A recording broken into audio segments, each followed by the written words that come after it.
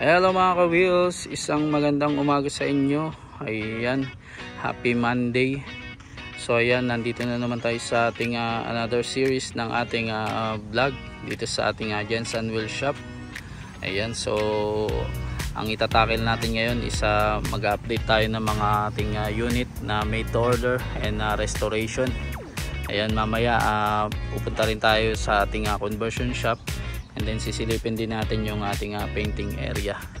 So sa ngayon kung mapapansin nyo, itong mga nakaparada dito sa ating harap, dito tayo sa parking area. Ayan, meron tayo dito mga na finish na pinturahan. Ayan, katulad na itong DA64W. Ayan, dadalhin pa ito sa Manila. And then meron dito Samurai na hindi pa na-convert. So ito po ay DA64W din. Ayan, Samurai Edition 4x2 Matic. Ayan, then meron din tayo dito na hindi pa nako-convert, itong DA17W na 4x4 Matic. So ayan, ito po ay top of the line. Ayan, so waiting na lang tayo dyan maipasok sa ating conversion shop. So meron din tayo ditong another 17W na 4x4. Ayan, client natin ito from US. So ayan, waiting na lang din tayo maipasok ito sa painting shop. Ayan, na-convert na siya. Then ito naman, meron tayo ditong DA17B. Sorry. Ayan, na captain seat, semi-wagon. So ito po ay na-convert na rin. Waiting na lang din tayo sa kanyang turn para maipasok sa painting area. So ayan, meron din tayo dito na DA17B na tapos na siyang pinturahan, so ibabapping na lang. Waiting na lang tayo sa kanyang upholstery. Ayan, same dito sa DA17B rin. Ayan, DA17B. Meron din tayong DA64W na waiting na rin sa kanyang upholstery. Ayan. Then dito naman sa harap, meron tayo dito mga restoration. Ayan, yung iba kinukumpleto na. And then ito, patapos na. Ayan, dumating na yung kanyang mags. So ikakabit na lang din natin. Ayan. Ito po yung mga walking client na nagpupunta dito. And then nagpapa-coat sila ng kanilang restoration.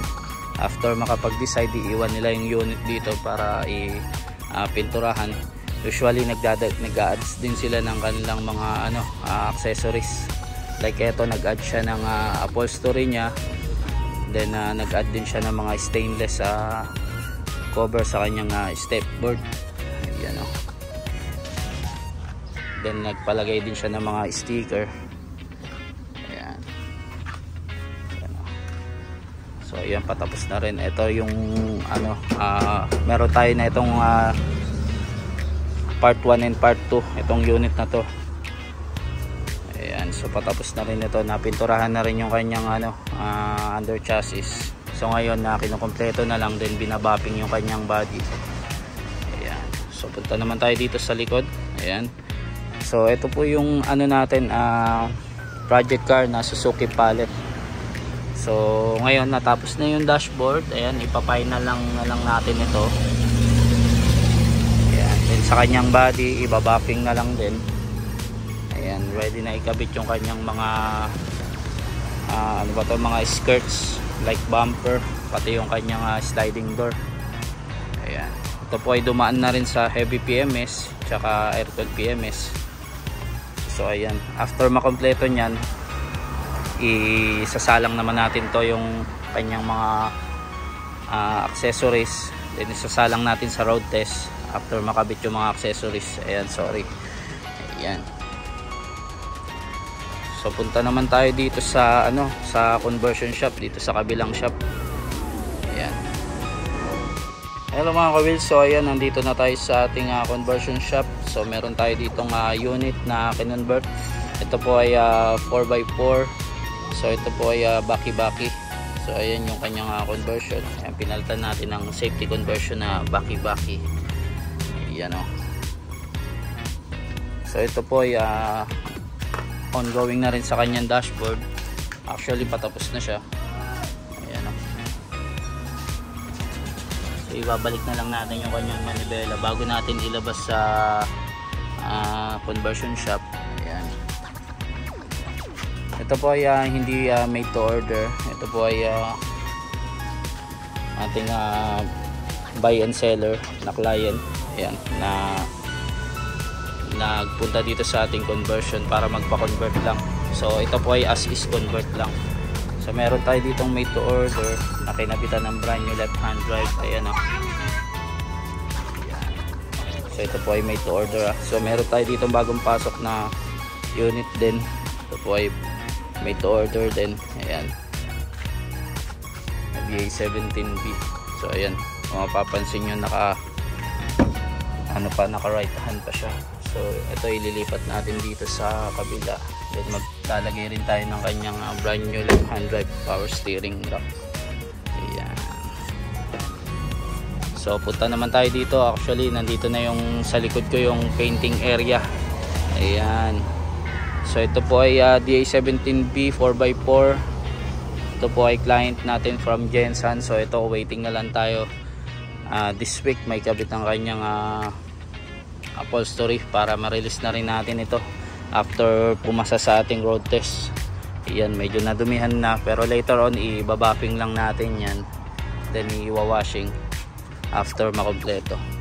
So ayan, meron din tayo dito mga upcoming na pinasok sa painting, like itong DA64B na fully loaded. So meron siyang mga ladder and steel bumper, rear bumper. Ayan, gaya na itong fully loaded din na na client natin from Jensen. Ayan, later on lalagyan din natin ng itong DA64B ng heavy duty carrier. Ayan, so pwede kayo mag-concert daw dyan sa sobrang tibay niyan.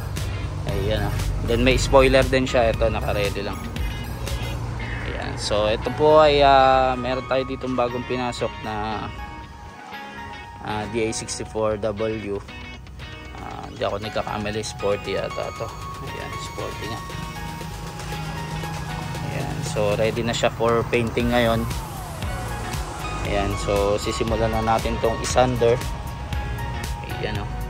Then mamasilyahin bago tirahin ng primer. So ayan. So ito po, meron na rin po dito mga napinturahan na kinokompleto na lang yung pintura niya, like ito na ibabapping na lang ito. So waiting na lang tayo mapinturahan yung kanyang mga steel accessories. So punta na tayo dun sa harap. Ayan. So ito mga ka-wheels, meron tayo dito OFW client din na waiting na rin, may labas dito sa painting area. Halos natapos na ito. Ayan, ibabapping na lang yung labas, then ikakabit natin yung gulong bago natin ilabas sa painting area. Then waiting din tayo makabit yung kanyang dashboard. Halos na pinturahan na to dito, yung flooring nya. Ayan o. Tapos na rin yung sliding nya. Ayan, nakikita. Ayan, pasensya na kayo mga ka-wheels medyo marumi dito sa ating painting area. So yan po ay normal. Ayan, so punta naman tayo dito sa sunod nya. Ayan, halos ito na natapos na rin base coat. So ito po ay two-tone na pintura. So ayan, yung half nya black, then red dito sa sa baba. Ayan, later on pipinturahan din natin tong kanyang flooring, then yung kanyang dashboard. Ayan.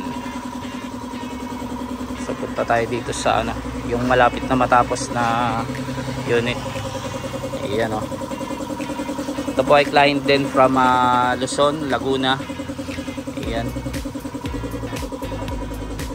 Ganda ng kulay niya. Ito po ay ivory with black. Ayan o. Two-tone din siya.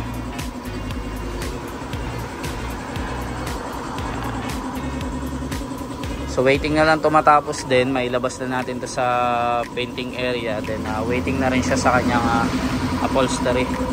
Kinuha na yung mga upuan niya last week. So ayan, waiting na lang tayo din mabuo ito. Then may padala na agad natin sa Manila. Ayan. Napakaganda ng unit. Ito po ay DA64W Samurai Edition. Ayan. So balik tayo dun sa ating parking area mga ka-wheels. So ayun mga ka-wheels, at nagbabalik ang inyong lingkod. So ayun, nandito na tayo ulit sa parking area na kung saan nandito yung mga pending unit natin na made to order and restoration. Natapos na natin pasyalan itong ating conversion shop pati painting. So far yan muna ang ating update dito sa ating Jensen Wheels vlog. So sa mga gusto magpa-made to order, meron tayo ditong iba-ibang klaseng unit. Meron tayong DA17B, DA64W, DA17W, Suzuki Palette. Ayan. So meron tayong 4x2, 4x4. So ang kinagandahan sa made to order, you can choose your favorite color, then under registration under your name. Ayan. So sa mga gusto magpa-made to order dyan, mag-PM lang kayo sa ating official Facebook page or tumawag kayo sa number na 0898 800 1975. Ayan. And hanapin nyo lang si Bossing Jerry Quadra. Ayan.